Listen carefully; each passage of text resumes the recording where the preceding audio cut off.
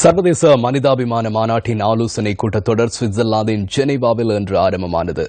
ஐக்கிய நாடுகளின் மனிதாபிமான விவகாரங்களுக்கான இணைப்பு அலுவலகத்தினால் ஏற்பாடு செய்யப்பட்டுள்ள இந்த மாநாட்டில் கலந்து கொள்வதற்காக வரையறுக்கப்பட்ட கேபிட்டல் மகாராஜா நிறுவனத்துக்கு அழைப்பு விடுக்கப்பட்டிருந்தமை குறிப்பிடத்தக்கதாகும்.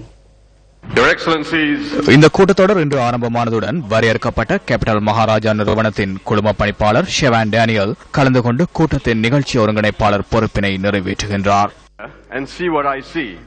நான் நின்று கொண்டிருக்கும் இடத்திலிருந்து நான் காண்பவற்றை நீங்களும் காண வேண்டும் என பிரார்த்திக்கிறேன். மிக சிறந்த குழு ஒன்று குறித்தான நபர்கள் எனக்கு தென்படுகிறார்கள். நீங்கள் பிரதிநிதித்துவப்படுத்தும் மக்களின் விதியை மாற்றக்கூடிய சக்தியும் அதிகாரமும் உங்களிடமே இருக்கிறது. வியட்நாம், சாம்பியா, பஹமாஸ் மற்றும் கனடா போன்ற நாடுகளை பிரதிநிதித்துவப்படுத்தும் உறுப்பினர்களை நான் காண்கிறேன். மக்களின் வாழ்க்கை முறையை மாற்றுவோம் என்ற அர்ப்பணிப்புடனேயே நீங்கள் இந்த மண்டபத்திற்குள் பிரவேசிக்கின்றீர்கள். ஆம், உலகை மாற்றுவோம் என்பதனை சாதாரண மனிதர்கள் கூறுகின்றனர். ஆனால் அப்பில் வர்த்தக விளம்பரத்தில் கூறுவதைப் போன்று உலகை மாற்ற முடியும் என்ற திடசங்கற்பம் உள்ளவர்களே உண்மையில் உலகை மாற்றக்கூடியவர்கள்.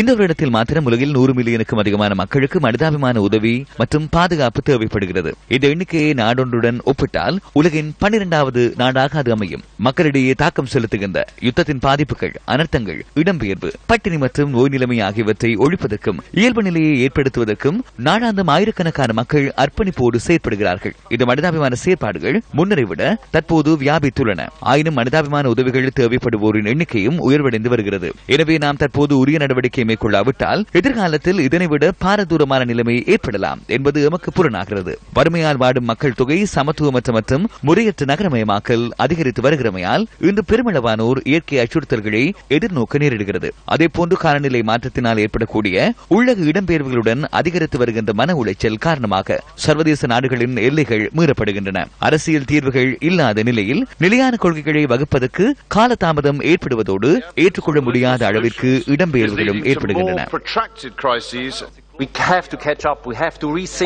மனிதநேய செயற்பாடுகள் குறித்து மீண்டும் சிந்திக்க வேண்டும். நாம் இதனை ஆரம்பிக்கும் காலத்தில் இடம்பெயர்ந்த சுமார் 1 மில்லியன் மக்கள் தங்களின் சொந்த இடங்களை இழந்திருந்தனர். மனிதநேய செயற்பாடுகளின் தேவை அதிகரித்தது.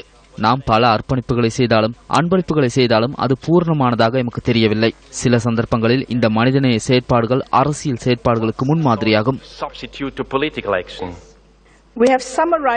உதவி செயலாளர் கூறியது போன்று இந்த வேலை திட்டத்தில் பிரதான 5 பிரிவுகளின் ஊடாக நாம் எதிர்பார்க்கும் அபிப்பிராயங்களை அடையாளம் கண்டுள்ளோம். சுய கௌரவம், பாதுகாப்பு, ஒத்துழைப்பு, எச்சரிக்கையாக இருத்தல் மற்றும் நிதிசார் விடயங்கள். இவை ஒன்றுடன் ஒன்று தொடர்புபட்டவை. எமக்கு தேவையான மாற்றத்தை உருவாக்க இதில் ஒன்று மாத்திரம் போதுமானதாக இருக்காது.